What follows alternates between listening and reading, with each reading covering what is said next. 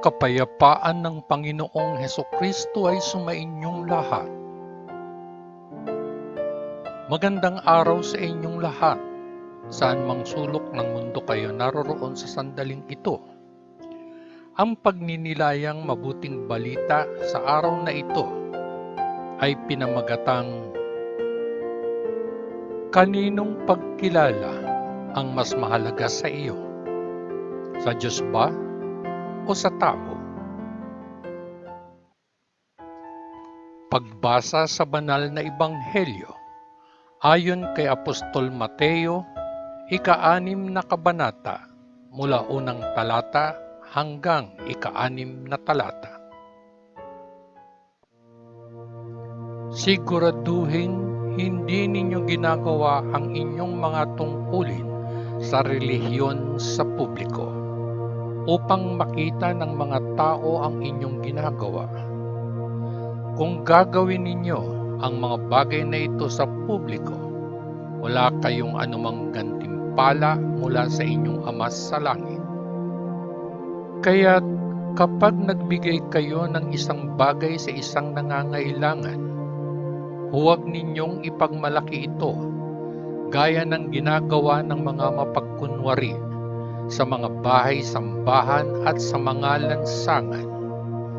Ginagawa nila ito para purihin sila ng mga tao. Sinisiguro ko sa inyo na bayaran na sila ng buo. Ngunit kung tutulong kayo sa isang taong nangangailangan, gawin ito sa paraang kahit na ang inyong pinakamatalik na kaibigan ay hindi malalaman ang tungkol dito.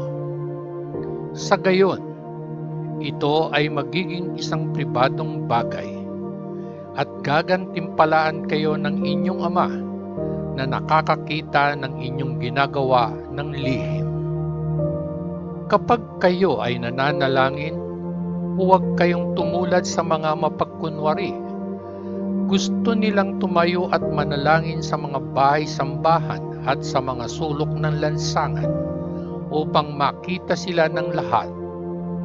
Sinisiguro ko sa inyo na bayaran na sila ng buo. Ngunit kapag nananalangin kayo, pumunta kayo sa inyong silid, isara ang pinto at manalangin sa inyong Ama na hindi nakikita. At gagantimpalaan kayo ng inyong Ama na nakakakita ng inyong ginagawa ng lihim. Ang mabuting balita ng ating Panginoon. Papuri sa Diyos Ama sa kaitaasan, sa ngalan ng Panginoong Hesukristo. Amen. Muli akong bumabati na magandang araw sa inyong lahat saan mang sulok ng mundo kayo naroroon sa mga sandaling ito. Sa araw na ito, hayaan po ninyong muli kong ishare sa inyo ang aking maikling pagninilay sa kababasa ko lang na pagninilayang mabuting balita. Ang pagninilay na ito ay pinamagatan kong Kaninong pagkilala ang mas mahalaga sa iyo? Sa Diyos ba o sa tao? Matapos kong basahin ang mga talata sa pagninilayang mabuting balita, napangiti ako at ang ulo ko ay napayuko. Ang mga katagang binitiwan ng Poong Hesus sa mga tao noong panahon niya ay parang isang pinakawalang palaso na bullseye sa puso't isipan ng mga nakarinig nito.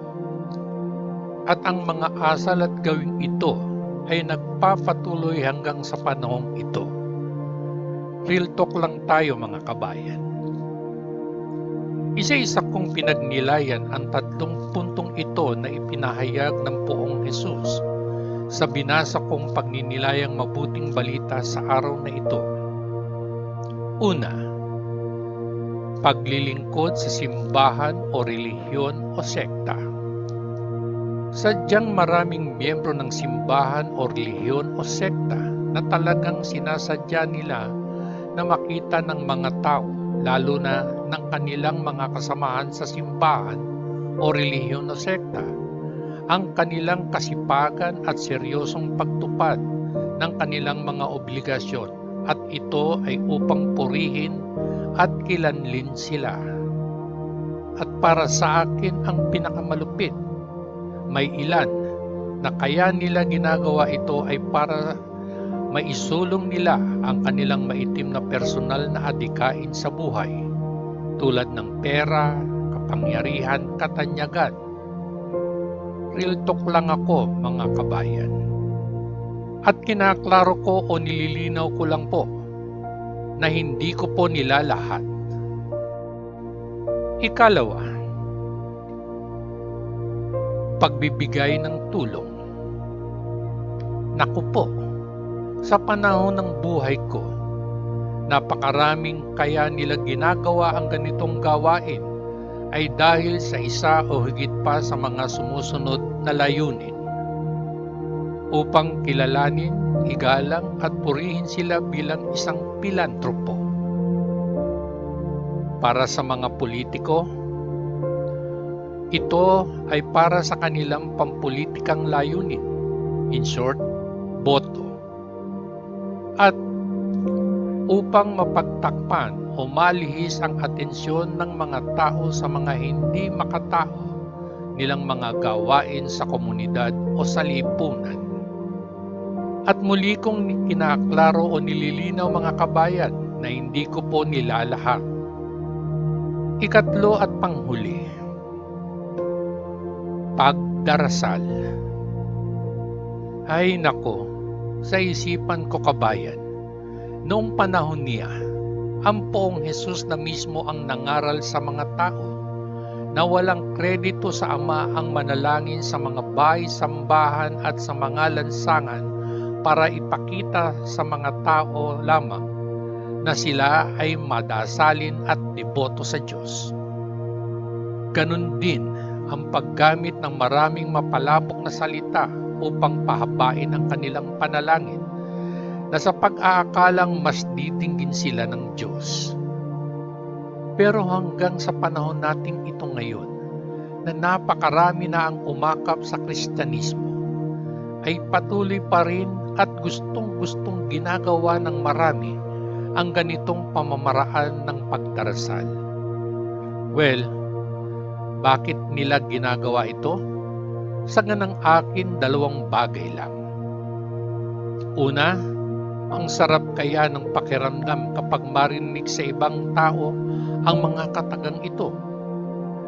Napakabuting tao niya sapagkat hindi niya nakakalimutang magpasalamat sa Diyos.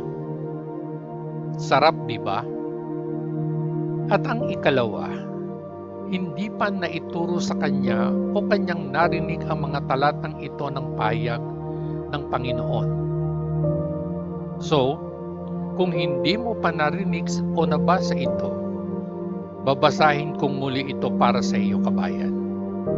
Sabi ng Poong Jesus, kapag kayo ay nanalangin, huwag kayong tumulad sa mga mapagkunwari.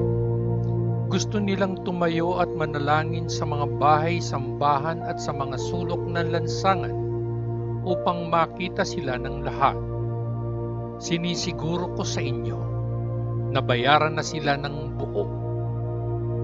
Ngunit kapag nananalangin kayo, pumunta kayo sa inyong silid, isara ang pinto, at manalangin sa inyong Ama na hindi nakikita. At gagantimpalaan kayo ng inyong Ama na nakakakita ng inyong ginagawa ng lihim. Alam kong marami ang masasaktan, kasama na rin ako, dahil may mga pagkakataong ginagawa ko rin ang mga ganito. At talaga namang walang kasing sakit tanggapin ang katotohanan. Pero wika nga sa Ingles, the truth shall set you free. Malinaw pa sa sikat ng araw ang mensahe na ipinararating sa akin, sa ating lahat, ng Panginoong Hesukristo. Pinagkalooban tayo ng Diyos ng free will, na ibig sabihin may kalayaan tayong mamili. Kung gayon, nasa atin ang pagpapasya, mga kabayan. Kaninong pagkilala ang mas mahalaga sa iyo? Sa Diyos ba o sa tao? Desisyon mo yan. Sana'y may napulot kayo sa aking reflection sharing sa araw na ito. Maraming salamat po. At bago ko tuluyang magpaalam sa inyo, nais kong iwan sa inyo ang siping ito. Kapag gumagawa ng mga gawaing makadiyos, gawin ito sa paraang kahit na ang inyong pinakamatalik na kaibigan ay hindi malalaman ang tungkol dito.